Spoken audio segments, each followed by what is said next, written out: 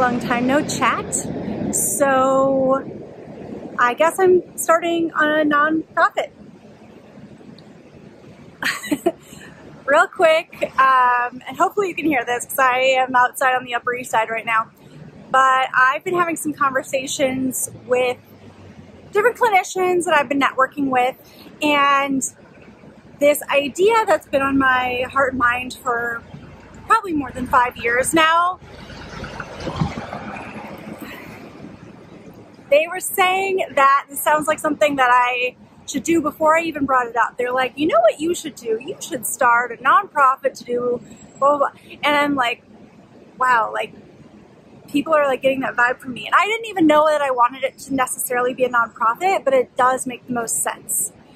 So here we go. This is the start of gaining a nonprofit, starting a nonprofit, I guess. And it is going to be serving people in the performing arts industry, whether that's on stage, backstage, whatever type of performing arts, live theater type stuff, with health and wellness services. So nutrition counseling, therapy, maybe medical, PT, I don't know what yet, but let's see what happens. I have just started looking into all of this, and I'm looking for board members and figuring out what paperwork I need to file and everything. So I'll give you updates as we go along in this process, but I guess I'm starting a nonprofit.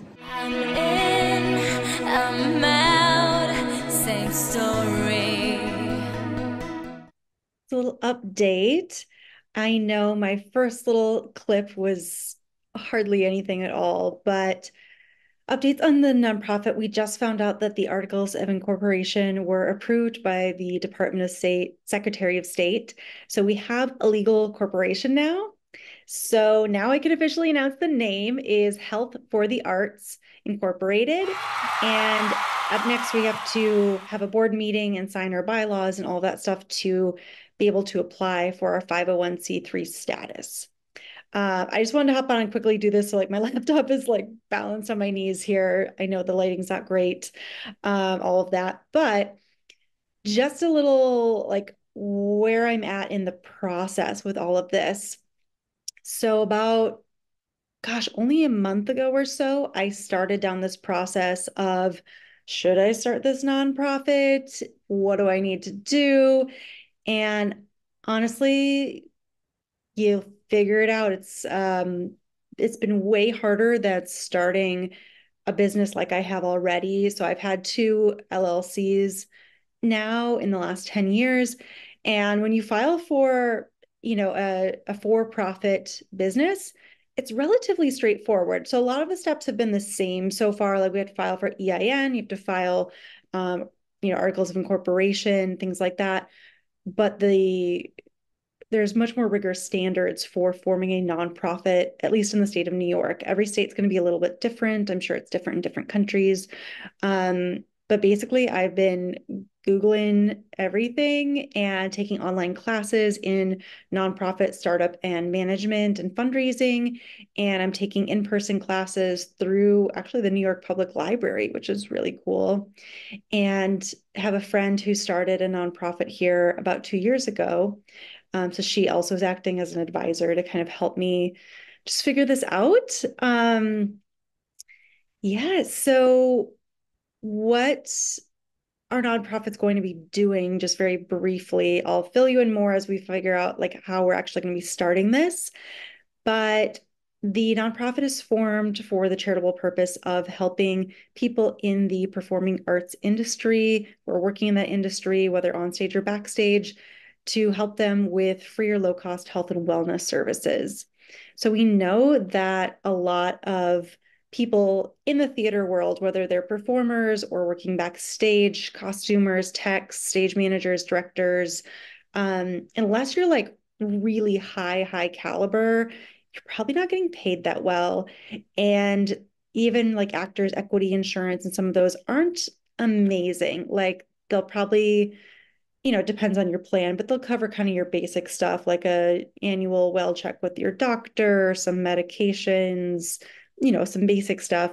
But I know a lot of people really struggle for the more specialty services or allied health providers, such as seeing a dietitian or a therapist or other specialty needs. And so that's where I want this organization to come in and fill the gaps.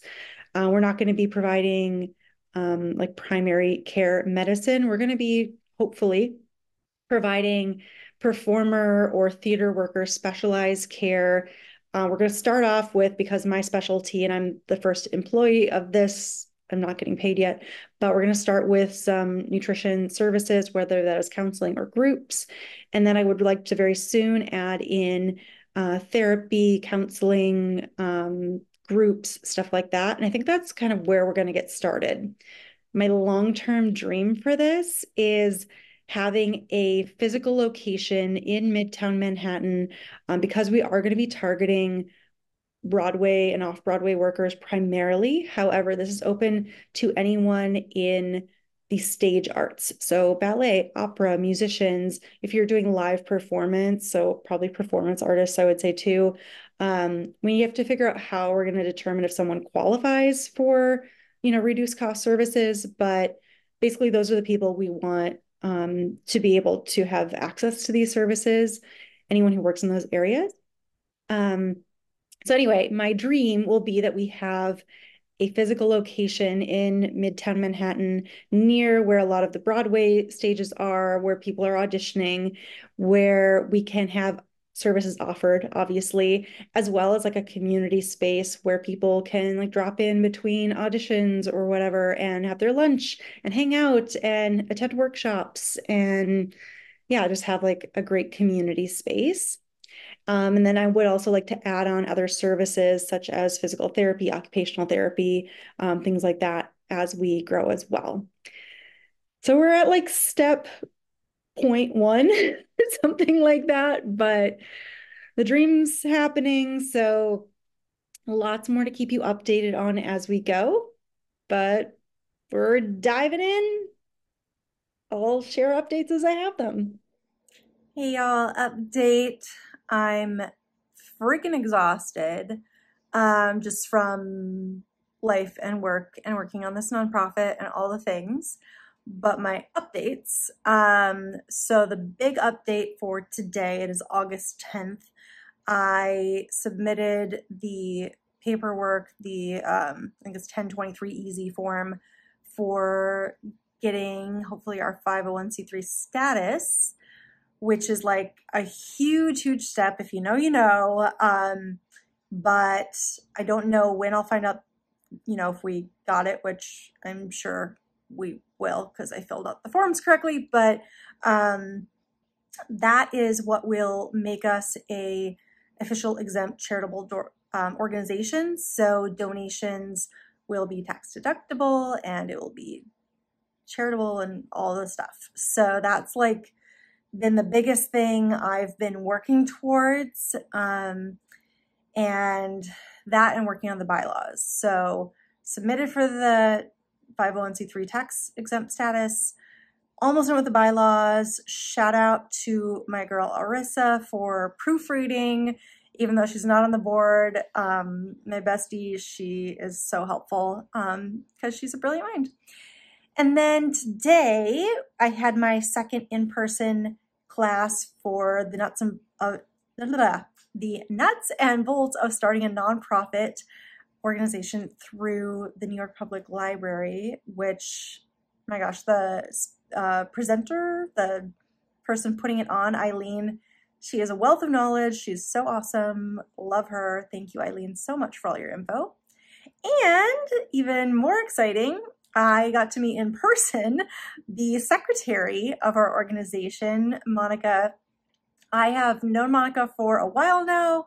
We've worked together on other stuff. We've met virtually, we've Zoomed, never met in person until today, which was so exciting. And just feeling her energy of how excited she is for this organization to get started, to do all the things, is so helpful because I am really like in the nitty gritty right now. And like, I can't even like think of doing the like fun, like actual work that we're going to be doing as an organization yet.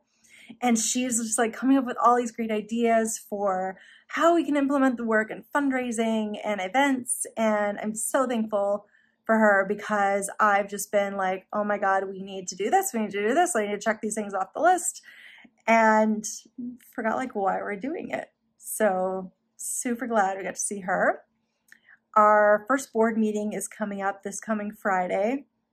So we'll get let's see, I guess it will be 4 of us together for that. And I will finish the bylaws before then. I've got almost a week, and we will sign the bylaws and have all that done. We'll have our first board meeting, and then we will be moving. So that's where we are as of August 10th. Hey, back with more updates. So I have been cranking out work on the nonprofit as well as other things. Just had so many projects going on, so it's been hard to do updates, but I've been so overwhelmed with the support for this organization so far when it's like barely even a legal entity, just through putting out emails to my list and my people. Not only did I get an awesome secretary, but one of my people forwarded my email on to some others, and now I'm getting connections for great marketing opportunities and people who are wanting to promote us and support us for free since it's a nonprofit and they like what we're doing. I don't know if I should say this yet, but I guess I'm going to, just for like my own recollection. But the head of the Broadway Podcast Network reached out as a part of this interaction and is going to offer us free advertising across all of the podcasts that are through the network, which is over 150. And he's also going to be connecting us with other organizations and like Broadway stars and things that he thinks will really align with us, so that we can get more outreach and more, names and people that are promoting our message. And it's so cool how this is all coming together, and it's been like a month. It's crazy. Pretty sure the last update I gave you was I submitted the 501c3. It's the 1023 Easy form, if you're following along when setting up a nonprofit. So that was whatever day I submitted that, Saturday, Sunday, something like that. Today is Tuesday, August 13th. So no official updates on any of that. We're having our first board meeting this Friday. And I'm going to take you along for a little bit of that, or at least show you the board if they let me, because I just want to document all of this. And if you're looking at starting a nonprofit as well, I hope that this is helpful for you and that it really is just like chipping away at things a little bit at a time. I didn't realize how slow this process was going to be. I think just from now having started 2 LLCs and how relatively quickly that all came together. It was like you apply for the LLC and your DBA, and as soon as that's approved, boom, you're in business, and you can go set up a bank account that day. You don't have to get like these donation forms. It's just so different than the traditional business world that I've been in. But I'm learning so much. And another thing that I think is really important that I'm seeing, that especially as an executive director, which is my role in this, and especially as a founder, project management skills are so important. Something I just started doing before or around the same time that I started all this, that I didn't even know how influential it would be on my executive director and founder roles, is I'm currently working on a certification in project management. Now, I've been doing project management for many years across my companies and other, groups and organizations I've been a part of, but I never had formal training in it. And now that I'm in this course and we're learning like actual application stuff and like, this is how you would actually lay this stuff out, and like putting terms and words to it. I'm like, oh my God, this is so helpful. So I've got like a gazillion spreadsheets going now, and I'm sure my board is like, what the heck? Like, this is getting too organized. But I'm finding it really helpful for kind of breaking down, like, where are we? Where are we going? Who needs to do what? What needs to happen before the next thing can happen? And so I really encourage you to look at that kind of stuff as well. Looking at particularly what things need to happen prior to something else happening. For instance, the articles of incorporation needed to be formed before we could apply for the 501c3 status. The 501c3 status needs to be approved before we can accept donations and before we can apply for X, Y, and Z other things. Before we can apply for grants and things like that. I believe an audit needs to be in place before we can apply for most grants. We're going to need board insurance before we actually want to start working with clients, just for legal purposes. So like, there are things that we need to do in a specific order. And I think a lot of people, and I say this as someone who I think kind of assumed the same thing. Like, I knew there was more to it than this, but you kind of just think like, oh, like, I'm going to do this, amazing thing for the community. And so I just need to like get some paperwork behind it, and then I can go out and start helping people. And you can't. As much as it, like, that's the part that's going to be fun, is like working with the clients and like doing the programming. And I have to imagine that's why we all get into creating nonprofits, is like, we want to do that work. We see the need. We want to help people. We want to, get in and do the work. Maybe it's like, that's our trade and we want to do the thing. You can't just dive in and start helping the people until you have all these other ducks in a row. And I think that's getting, I don't say frustrating. It's like, I understand that all this stuff needs to be in place, and I'm very much a rule follower. I want to make sure, like, especially all of our legal ducks are in a row. I don't want anyone to be able to sue us or whatever, like, obviously I'm doing everything by the book, but like, these things need to be in place for safety measures, and so that the organization is very legitimate and can continue for the foreseeable future to continue helping people.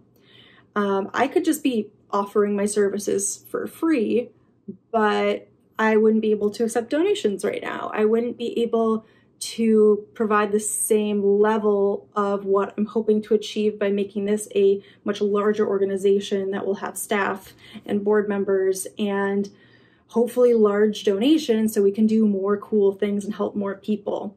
So that's why this stuff has to happen. But I get if anyone else is feeling really frustrated by that, because like, I was talking for the first time, I think I said my secretary and I met in person the other day, and she's just going on and on about all these ideas and like how we can do fundraisers and how we can do this with people, and that, she could run this program, and blah, blah. And I'm like, that's amazing. And thank you for like bringing back the excitement of why we're doing this. But I can't even think that far ahead yet, because we have like 10 more steps before we can even consider getting to the programming part. And it's like too overwhelming and saddening to like even try to think about that stuff yet, because we're so far away from even starting that. So to kind of wrap all this up, because I know I've just been kind of rambling, I hope this is helpful if you have no idea how nonprofits are set up, by the way, because we're learning along together. You and me, we're in this together. We're figuring out what the heck you need to do. So keep following along, because I'm going to be trying to vlog this whole process of getting a nonprofit up and running and giving you tips as I find them. But yeah, it's so far out to when we can actually start doing the work with the clients, and I can't wait to get there. But we got to do this stuff first. So yeah, I will keep you posted on all of that. I'm very, very overwhelmed, but at the same time, it's like, I know I'm incredibly organized. I have great people, and these classes I've been going to, I have like great people in my sphere here that are helping guide me and us to this. And I think one other thing that is a new experience for me, because although I've, worked for other companies and I've obviously been part of teams and been part of boards and things like that, as a business owner a couple times over and as the founder of this organization, I do feel myself falling into like the founder trap. I think there's like another term for it, of trying to do everything myself. And like, if I don't do it, it's not going to get done, because I'm not used to having a lot of people working for me. I've had staff before. It was much more clear what their roles are. Right now, I'm just trying to figure out like what needs to get done. And while I'm figuring out what needs to get done, people are saying, what can I help you with? And I'm like, I don't even know yet. And then when I figure it out, it's like 10 p.m. and I'm like, well, I may as well just do it myself right now. So I need to get much better about delegating in this process. So hold me accountable, please. Please comment below if you have problems with delegation as well. And if you've figured out anything that helps you to delegate. That would be really helpful for me and maybe for some other people reading this as well. But I will see you with our next updates and with our board meeting.